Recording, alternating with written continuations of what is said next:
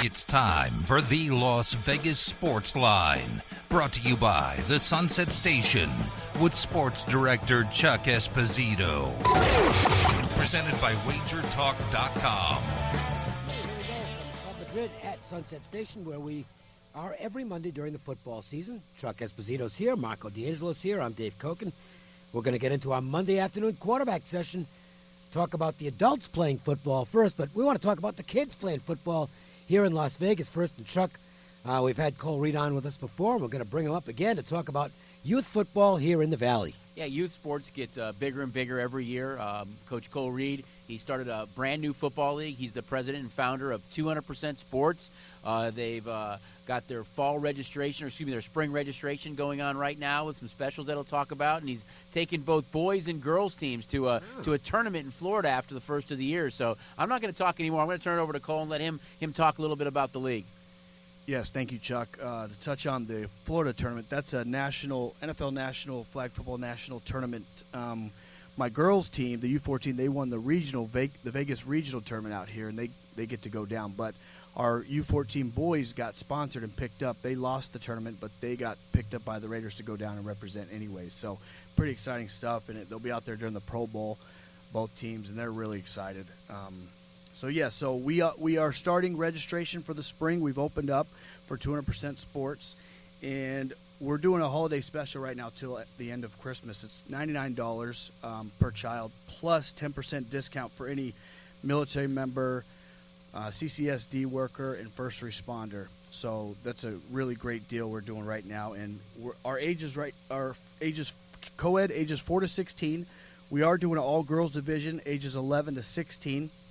And we're doing a special needs division as well. Brenda, she's the head of that, and it's pretty exciting stuff. You can go to our website it's 200%sports.com, and percent is spelled out. So it's 200 and then %sports.com, and like I said, percent is spelled out. You can go to our Facebook and check us out at 200% Sports on Facebook as well. And we're also looking for coaches, any coaches that want to get out there and help these youngins get exercise and get work and learn the game of football. We're looking for coaches, so go on there, register. We'd love to have anybody who's willing to come out and donate their time. You know what the coolest part of it is to me is, look, I'm not knocking the whole generation, but there's too many kids that are just sitting in front of computers by themselves playing games and stuff like that. It's just not good. I agree. In terms of them fitting in socially. Totally as they get older. I mean, this is a chance to go out there with other kids, make friends that you probably make friends for life. I agree. Learn a sport, gain some confidence, and get out there and do something with yourself. Yeah, scrape up an elbow, get dirty. Absolutely. Yeah. Both boys teamwork. And girls leagues, right? Yeah, we are doing girls. We have girls. Flag football is getting huge out here with girls in the high school level, and we decided we want to start them a little younger so they can learn the basics so they're ready to go when they get to high school. And you know, the thing of it is, I'm almost 66 now, okay? And the kids I played sports with growing up, not the kids I just went to school with and stuff like that, but the kids I played sports with growing up, we're still all friends. Oh, yeah. This is 55, 60 years later, we're still all friends. Absolutely. They come out here because it's more fun to come and visit Las Vegas, but that's the kind of relationships. You don't have to be good at sports. It doesn't matter whether you're good or bad. Get out there and compete, have fun, and then that to me is the biggest reward. Is your kids are going to meet other kids in their same age group they're going to end up being friends with for the rest of their lives. Definitely agree. I've played sports my whole life, and I have people I played football with when I was back in elementary school that I'm still friends with today. So I totally agree. I think sports does so much for our youth. Especially, you know, like you said, you touched on it, sitting at home, playing the video games, it's not real life. Get out and smell the air. You got to get out there and compete. Because when you're an adult, you're going to be competing. You're going to be competing. You're going to get knocked down. You're going to have to learn to get back up. I totally agree with you, 200%. We didn't get to go to Florida when I was a kid. Yeah, so it's our girls, back on that, our girls won the Vegas regional tournament, which is huge. You know, we've been going to these tournaments, these regional tournaments, and with the Raiders coming here, it's the first Vegas regionals.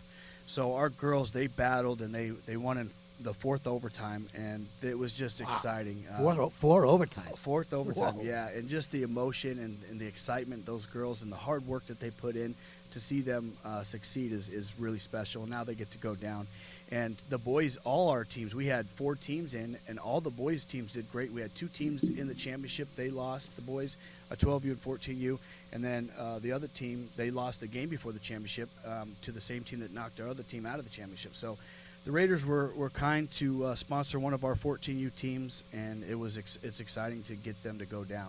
Chuck, you can talk on it because, you've been involved in this. It is. It's great. It's a lot of fun just to be out there and watch the kids kind of grow together and learn teamwork, and not just how to play football, but how to become better kids and how to rely on each other and have trust. And just to see them grow throughout the course of the season is tremendous. Coach Cole and the rest of the coaches just do such a great job of getting those kids out there and teaching them lessons that they'll remember well beyond football. So it is fun. And as Cole mentioned, he starts them earlier, and they actually get to play a little bit later, too. I think a lot of leagues stop at 13, 14, and this one goes a little bit past that. Correct. Most leagues end at 14. We are pushing it to 16 because we want, kids, when football season in high school is over, we want them to have a league to go and stay busy and keep sharp. So we're doing it to 16. If we see a need to go older, we'll definitely go older. And same with the girls division. We're only 11 to 16, but if we see a need for girls younger that want to come compete, we'll open it up for them too. We want all kids involved. So what's the special needs? Special needs, I think Brenda, too bad she's not here, but it's just kids, I guess, with maybe some learning disabilities, ADHD, that want to get out there and get some work in. That's great. Yeah, get them involved as well. All right, so the website is 200%.com, and that's spelled out, right? I'm sorry, it's 200%sports.com. 200%sports.com. Yeah, and percent is spelled out, yeah. And it's 200 and then PERCENT and then sports SPORTS.com.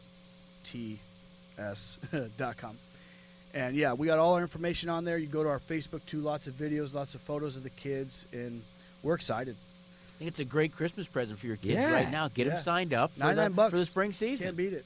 Yeah, it's affordable too. Yeah. That's cool because the cost of sports can be overwhelming at times, but this isn't bad at all. No, not bad at all. And then after the holiday, it goes to $150. Okay. But the fields, we just got fields, and the fields are right off Russell and 95, right by the Central Christian Church right there. There you go. So that's the fields, and anybody wants to contact me, they can call me at 702-306-5552, and then or check out our website, and all the information is there.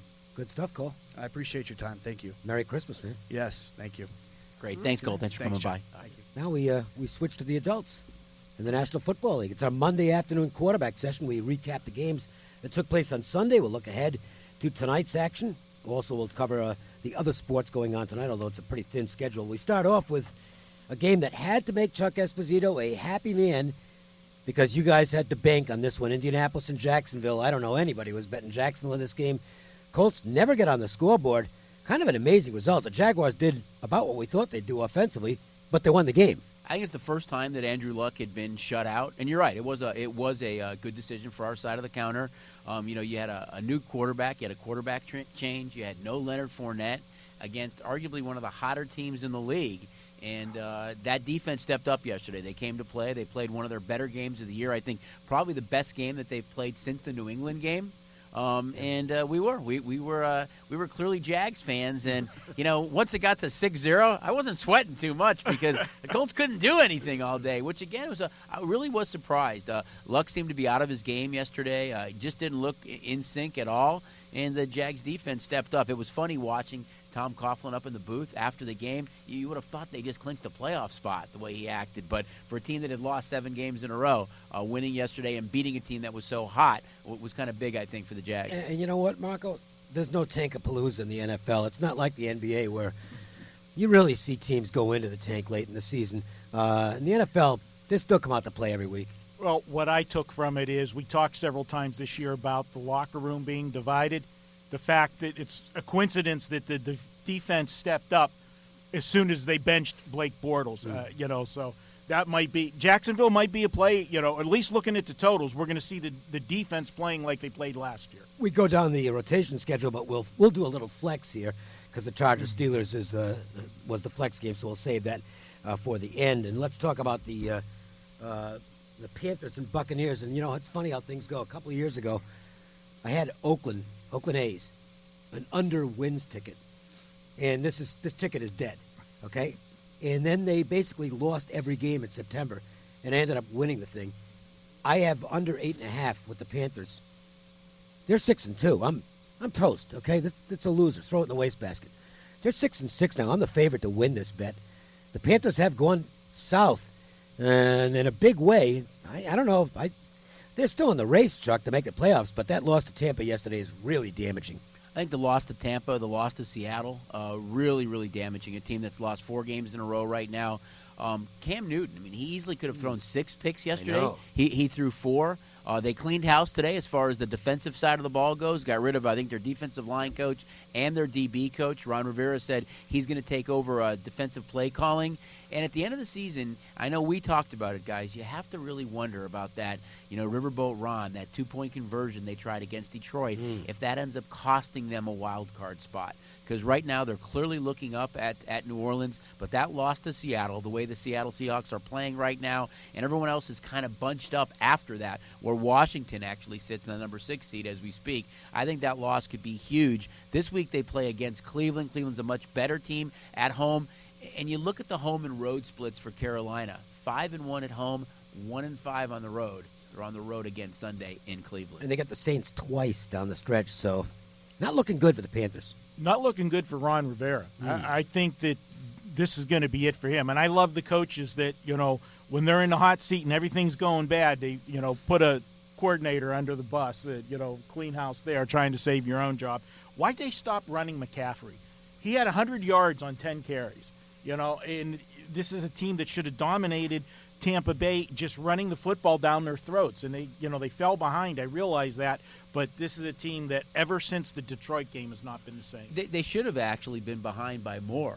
Barber fumbled on the 1-yard line, right, where they would have been clearly out of that game early. They kind of let them hang around a little bit. I thought that Carolina's defense, to me, has really been bad, though. I mean, you look at the way that Jameis Winston was able to step up in the pocket, scramble, find open guys, gain yards with his legs, and even Peyton Barber, he was just running through gaping holes all day yesterday, and for whatever reason, I know Cam said after the game, it's on me. It most certainly is on you because, you did not play well. Again, he easily could have thrown 6 INTs yesterday. Lamar Jackson did play well, and I think he's just the quarterback now for the Ravens. I know Joe Flacco might be available this week, but I think you're just going to ride with Jackson at this point. I don't know whether Harbaugh is going to try and find snaps for Flacco or not, but the team is responding to Jackson being on the field. A lot of enthusiasm on both sides, and the Ravens remain in control of that 6th playoff spot. I don't think he's played great. I disagree with you a little bit. I think he's managed the game okay. No, I didn't say he's been great. I think he said he's played great.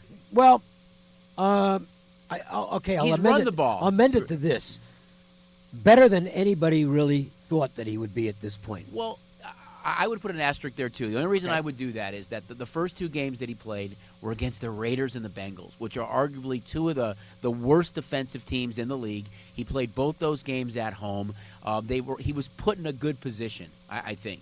And he did. He managed the games. He did really well with his legs. From a touchdown to INT ratio, he still has thrown more to the other team than he has to his own team.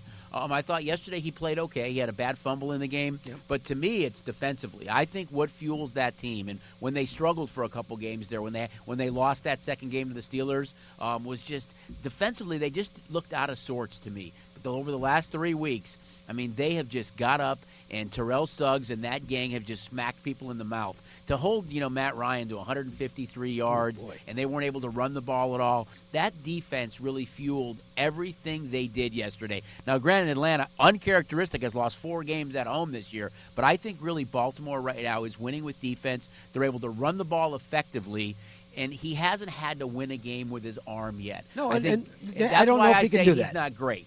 He might get to that point. He's much more of a running quarterback. But Do you even consider putting Flacco in now? I think you have to think about it. Maybe it's some sort of a timeshare, which I know is weird to say for a starting quarterback. I don't think that they'll do that. I think they will start Lamar Jackson. This weekend is a prime example of arguably the best offense in the league, Kansas City, against the best defense in the league in Baltimore. Now, usually in those big games you say, I'm going to take the defensive team. But if they get behind by a couple of scores, can he rally the troops? So that's my only question mark right now. I think he's better than what we thought he would be, but I don't think he's great yet because that defense has been lights out, and they haven't played an opponent with a winning record in a game that he started yet.